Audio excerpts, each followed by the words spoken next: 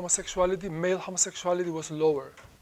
And if it was in the countryside, it was much lower. So the average was about 2% or so.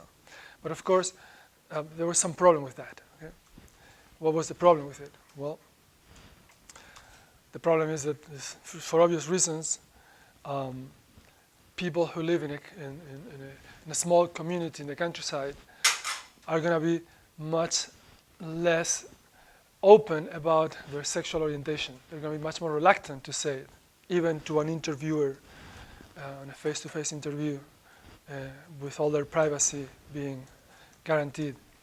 Someone in a suburban situation, a suburban area, might be a little more open. And someone living in a big city, well, of course, there's much anonymity in there, so they're not going to care that much about saying that in an interview for a study like this. However, that was not necessarily their explanation for the lower incidence of homosexuality outside big cities.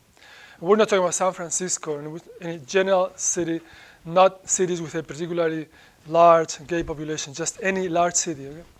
And their explanation, interestingly, was that maybe big cities make people gay. Well, and only a later explanation was maybe, people are more open when they're in a big city, when there is more anonymity. The results showed a surprisingly conservative American sexuality. What were the flaws, the problems with these statistics, with this study? And then we're going to go, remember, to Dean Hamer's study, the genetic study. Well, how was the study done? And this is our first incursion into the ethics of scientific research. How was the study done? Well, they would, first of all, gather their sample. And their sample had to be representative so that their results could be generalized, could be taken to be valid for the population at large.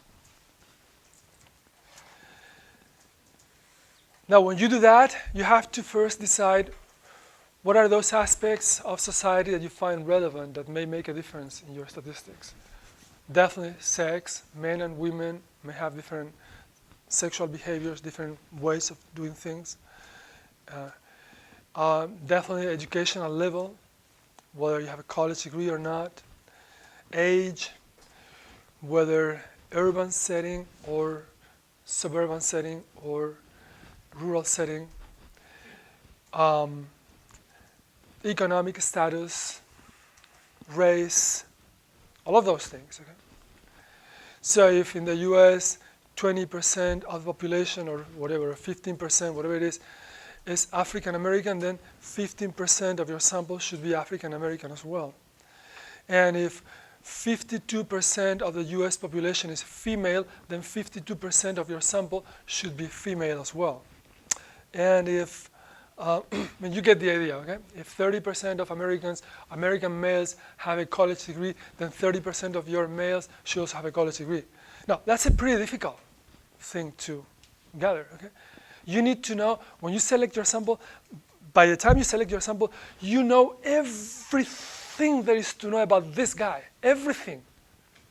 How much he makes, whether he's married or single or divorced, his age, where he lives, how much money he has in his account, his educational level is. You have to know a lot about him. And then when you interview him, you can guarantee him confidentiality. But confidentiality means I promise I won't tell anyone. But I know. Okay? So that's not the same as anonymity. It's confidentiality. Okay, well there is a problem with that to begin with. Okay? Because people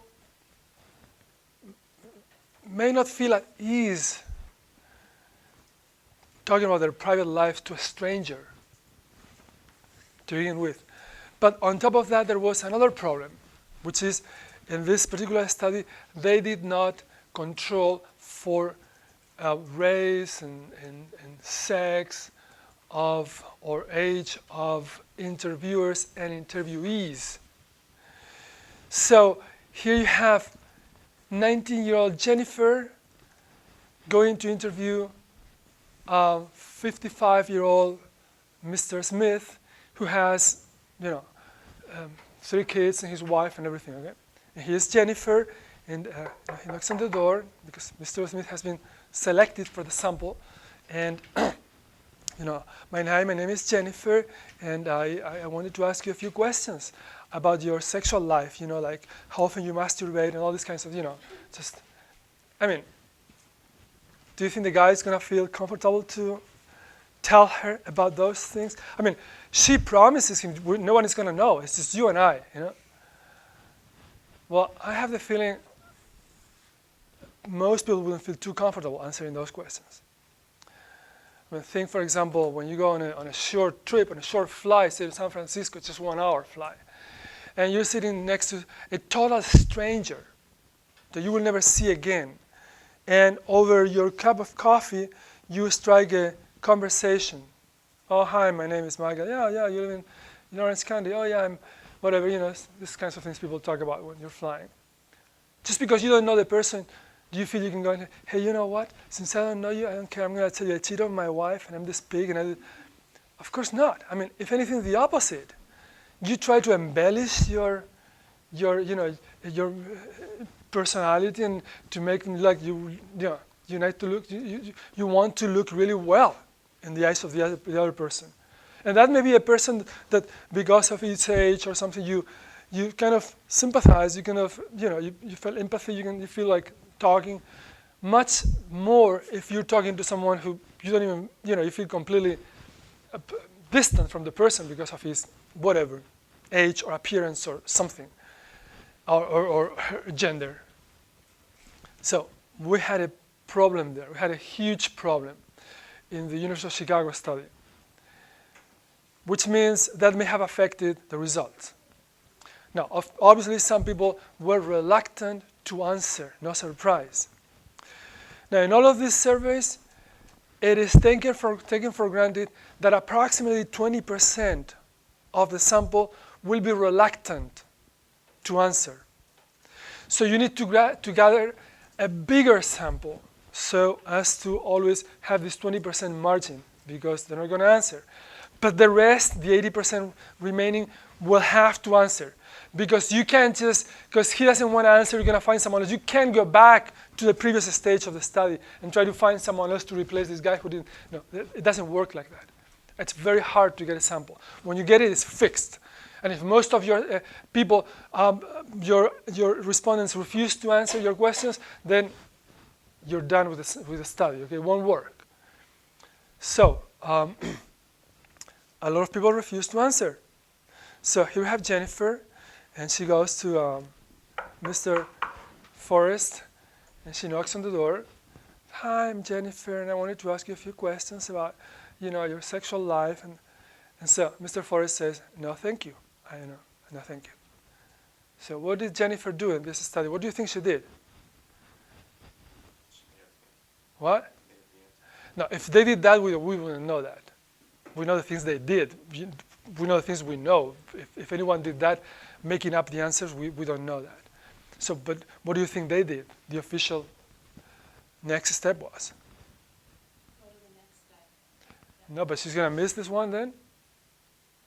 She can't afford missing someone just because they say no.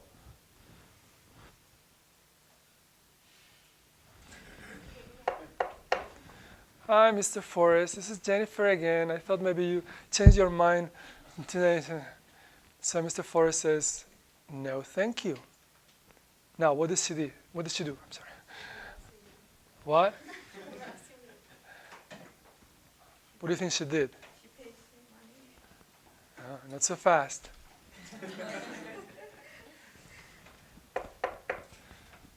Hi, Mr. Forrest. This is Jennifer again. I just happened to walk by, and so this time Mr. Forrest slams the door in her face. So what did she do next? And so on for up to 8 months. So by the 8th month, when forest is